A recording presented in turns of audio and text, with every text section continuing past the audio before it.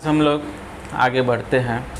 पिछले क्लास में हम लोगों ने एक पद समान करने पर आधारित प्रश्न को देखा था और आज हम लोग देखेंगे अंतर समान करने पर आधारित प्रश्न को।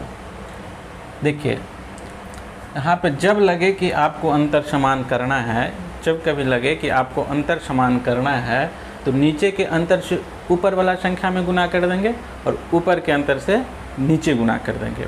लेकिन ये होगा कैसे, ज़रा हम देखते हैं। अगर इसको नोट करना है तो नोट कर लेंगे, ठीक है। आगे हम देखते हैं प्रश्न के रूप में कैसे अंतर समान करेंगे। अगला, दो संख्याओं में 9:9:11 का अनुपात है, ठीक है। यदि प्रत्येक संख्या में 8 घटा लिया जाए तो संख्या 7/7:9 में बदल जाती है। तो इनका गुणनफल क्या है, ठीक है। देखते हैं, कह रहा है कि दो संख्याओं में 9:11 का अनुपात है। मान लेते हैं कि पहली संख्या दूसरी संख्या में क्या है, 9:11 का अनुपात है। अब कह रहा है कि यदि प्रत्येक संख्या में 8 घटा लिया जाए, ये क्या है, 8 निश्चित राशि है। प्रत्येक संख्या में 8 घटा लिया जाए तो संख्या 7:9 में बदल जाता है, 7:9 में बदल जाता है। तो उनके गुणनफल क्या है, गुणनफल पूछ रहा है। अच्छा, तो चलिए देखते हैं। कहा क्या रहा है कि प्रत्येक संख्या में 8 घटा दिया जा रहा है, प्रत्येक संख्या में 8 घट रहा है। देखिए प्रत्येक संख्या में समान अंक घट रहा है तो ठीक है, और नहीं घटेगा तो फिर अंतर समान कर देंगे, बताए हुए थे। तो चलिए देखते हैं। यहाँ 11 से 9 हो गया, 2 की कमी हो गई। यहाँ 9 से 7 हो गया, तो यहाँ भी 2 की कमी हो गई। तो यहाँ तो अंतर समान है, तो अब हमको कुछ करने की ज़रूरत ही नहीं है। तो हम करेंगे क्या कि अंतर का तुलना अंतर से। अब पूछ रहा है कि संख्याओं का गुणनफल क्या है। तो गुणनफल तो पहले तो हम पहली संख्या निकालेंगे, तो 9 से गुना कर देंगे, तो 4 दूना 8, ये हो गया 9 चौक 36। पूछ रहा है कि संख्याओं का गुणनफल, तो फिर हमको दूसरी संख्या निकालना पड़ेगा। दिया हुआ का तुलना दिया हुआ से करेंगे। 8 की कमी हो रही है, 2 की कमी हो रही है, निकालना है दूसरी संख्या, तो 11 से गुना, 2 चौक 8, 11 चौक 44। तो हमारा आंसर हो गया 36 गुने 44, जो भी होगा 1584 आंसर होगा। अगला प्रश्न कह रहा है कि ए तथा बी के आय का अनुपात 15:19 है, ठीक है। ए तथा बी का, ए तथा बी का आय का अनुपात, हम यहाँ आय लिख देंगे, कितना है, 15:19 है, ठीक है। उसके बाद कहता है तथा उनके खर्च का अनुपात 3:4 है। यदि प्रत्येक की बचत 1200 हो, ठीक है, प्रत्येक की बचत 1200 हो, प्रत्येक की बचत यहाँ पे कह रहा है निश्चित राशि जो है कि 1200 हो, हमको जो होगा प्रत्येक की बचत वो निकालना पड़ेगा। तो सबसे पहले हम ये देखते हैं, कि आय बराबर क्या होता है। मान लेते हैं कि कोई पूछ दिया हमसे आय बराबर, तो आय जो होता है मान लेते हैं हम कुछ खर्च किए होंगे जो कमाए होंगे और कुछ बचत भी किए होंगे, वही हमारी आय होती है। इतना तो सभी लोगों को पता होगा कि आय बराबर जो होता है, जो हम कमाते हैं और जो हम खर्च करते हैं, दोनों का योगफल आय कहलाता है, ठीक है। तो बताइए कि आय यहाँ है 15 के अनुपात में और खर्च यहाँ पे है 3 के अनुपात में। तो बचत क्या हो जाएगा, बचत जो हमारा होगा, जितना कमाए, जितना हमारी इनकम हुई उसमें से हम खर्च को घटा देंगे तो बचत नहीं हो जाएगा। जितना हमारी इनकम है उसमें से खर्च को घटाएंगे तो बचत हो जाएगा। तो कह रहा है कि प्रत्येक का जो है ना बचत 1200 रुपया है, प्रत्येक की बचत 1200 रुपया है। यहाँ पे देखिए प्रत्येक की बचत समान है, 15 में से 3 गया तो 12 और 9 में से 4 गया 15। प्रत्येक का बचत समान है नहीं, तो अब हम समान करेंगे। तो समान कैसे करेंगे? तो नीचे के अंतर से ऊपर में गुना और ऊपर के अंतर से नीचे में गुना। तो देखिए करते क्या है, 15 और 19 का अंतर तो 4, तो 4 से यहाँ भी गुना, 4 से यहाँ भी गुना। अब देखिए 3 था और 4 था, तो 3 और 4 का अंतर 1, ऊपर में 1 से गुना करेंगे भी या नहीं करेंगे, बात तो बराबर है। तो देखिए अब बचत, दोनों का बचत समान हो गया होगा। देखिए कैसे, अब ये 15 में से 4 या 12 गया तो 3, यहाँ भी देखिए 19 में से 4 चौका 16 गया, या देखिए 19 हमारा आय हुआ, खर्च हो गया 16 रुपया, तो 3 यहाँ भी बचत हुआ। यहाँ भी आय हमारा 15 रुपया था और 4 या 12 रुपया हमने खर्च कर दिया, तो यहाँ भी 3, प्रत्येक का बचत समान हो गया। अब प्रत्येक का बचत, तो प्रत्येक से बचत का तुलना करेंगे, जो पूछेगा उससे हम गुना कर देंगे। तो देखिए पूछ क्या रहा है, पूछ रहा है कि एक ही आय क्या है, एक ही आय पूछ रहा है, तो एक ही आय 15, तो हम 15 से यहाँ पे गुना कर देंगे।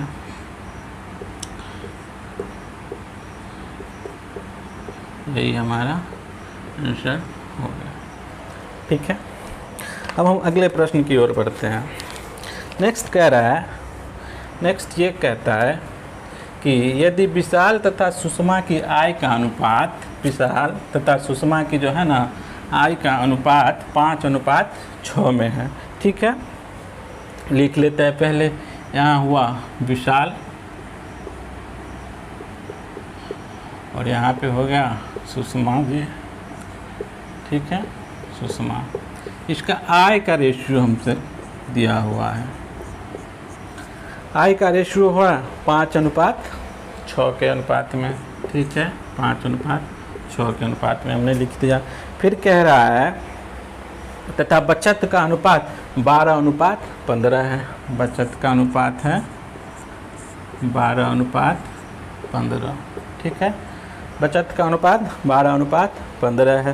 तो विशाल तथा सुषमा के आय का अंतर क्या है? यदि प्रत्येक का खर्च 630 रुपया हो, प्रत्येक का खर्च अर्थात इसका भी जो खर्च होगा और इसका भी जो खर्च होगा, दोनों का अंतर समान होगा। तो प्रत्येक का खर्च हमको कह रहा है कि 630 रुपया है। तो प्रत्येक का खर्च हम निकालेंगे ना, यहाँ का खर्च हम निकालेंगे। पहले है क्या, तो देखिए आय और 15, आय से 12 और 15 का अंतर 3 हो गया, 3 से ऊपर में भी गुना करेंगे। ठीक है, अब 5 और 6 का अंतर 1 है, 1 से करेंगे भी और नहीं करेंगे भी, बात तो बराबर है। अब देखिए दोनों का खर्च यहाँ पे बराबर हो गया होगा। देखिए 5 दिया 15 कमाया, 12 बचत किया, तो 3 रुपया यहाँ भी खर्च हो गया। यहाँ देखिए छतरी का 18 कमाया और 15 रुपया खर्च कर दिया, तो यहाँ भी 3 रुपया का बचत हो गया। अब क्वेश्चन में कह रहा है कि प्रत्येक का खर्च 630 रुपया है, यहाँ प्रत्येक का खर्च 3 रुपया है, तो दोनों का तुलना कर देंगे, जो पूछेगा उसे गुना कर देंगे। तो यहाँ पूछ रहा है कि विशाल तथा सुषमा का आय का अंतर क्या है। ये हो गया विशाल का आय, ये हुआ सुषमा का आय, दोनों का अंतर। तो पंक्तियाँ 15 और छतरी का 18 का अंतर 3, तो 15 और 18 का अंतर 3, तो 3 से गुना, संयोग से ये 630 रुपया हमारा आंसर आ गया। चलिए देखते हैं अगला प्रश्न। ए, बी तथा सी की आयों में 3:7:4 का अनुपात है और उनका व्ययों में 4:3:5 का अनुपात है। ठीक है, पहले तो हम अनुपात लिख लेते हैं। पूछ रहा है ए, बी, सी तथा सी, ये है यहाँ पे, बी है यहाँ पे, सी है यहाँ पे। इसमें क्या है कि 3, 7 और 4 का अनुपात है। 3, 7, ज़रा दूर दूर लिखते हैं, 3, 7 और 4 का अनुपात है। ठीक है, और उनके व्ययों में क्रमशः 4, 3, 5 का अनुपात है। यानी आय का जो अनुपात है वो 3, 7, 4 का है और व्यय का जो अनुपात है वो 4, 3, 5 का है। ठीक है, कह रहा है कि यदि 2400 रुपया की आय में से ये 300 रुपया बचाता है, ये जो है 300 रुपया बचाता है, ये 300 बचाता है, लेकिन एक आय है कितना, 2400 रुपया है। पहले तो हम आय और व्यय, इतना कमाया इतना खर्च कर दिया, तो बचत हो गया। यहाँ पे देखते हैं पूछ क्या रहा है। तो हमसे पूछ रहा है कि ये जो है 2400 रुपया का आय करता है, लेकिन देखिए यहाँ ये 3 रुपया का आय, 3 के अनुपात में। तो निश्चित राशि बनाएंगे इसको। निश्चित राशि कैसे बनाएंगे? तो निश्चित राशि बना रहा है, ये 2400 रुपया का आय करता है, तो 3 है तो कितना से गुना करेंगे कि 2400 हो जाए? 800 से गुना कर देंगे, 800 से गुना कर देंगे। देखिए तो एक आय हो गया 2400, ठीक है। लेकिन रूल को याद कीजिए, जब पहली पद में हम 800 से गुना किए हैं तो दूसरा में भी 800 से गुना करेंगे ना जी, और तीसरा में भी 800 से गुना करेंगे ना, ठीक है। अब कह रहा है कि यदि 2400 रुपया की आय में से ये 300 रुपया बचाता है, यह 300 रुपया बचा लिया ये, ठीक है। तो बी तथा सी का बचत है क्या? बी तथा सी का बचत है क्या? तो बी तथा सी का बचत हम लोग देखते हैं कैसे निकलता है। यहाँ देखिए बचाया है 300 रुपया, कमाया 2400 रुपया, तो बचा। खर्च कितना किया होगा? तो 2400 रुपया में से 300 बचाया, 2400 रुपया में से 300 रुपया बचाया, तो निश्चित है कि 2100 रुपया खर्च कर दिया होगा। तो 2100 यहाँ पर लाने के लिए क्या करेंगे? 2100 लाने के लिए 2100 यहाँ पे 4 अनुपात है, 4 से भाग दे देंगे। देखिए 4 20, 1 21, 4 दूना 8, 2 10, 525 से हमको गुना करना पड़ेगा। समझ गए? 2100 लाने के लिए क्या आप करेंगे? जो लाना है उसको ऊपर में जो अनुपात दिया हुआ है उसको नीचे देंगे, आ जाएगा। तो 525 से इसमें भी गुना, तो 525 से इसमें भी गुना, 525 से इसमें भी गुना, ठीक है। अब देखिए अब ये कितना हो गया? 500। अब तो 300 बचत है तो घटाएंगे तो आ ही जाएगा। पूछ रहा है 20 ही ना, तो 20 की चर्चा कर देते हैं। 800 थे, 5600 में से व्यय कर दिया, 5 दिया, 1575 रुपया। ये देखिए 8 चौक 3200 में से ये 625 रुपया व्यय किया, तो बचत हो जाएगा। तो इसमें से घटा लेंगे।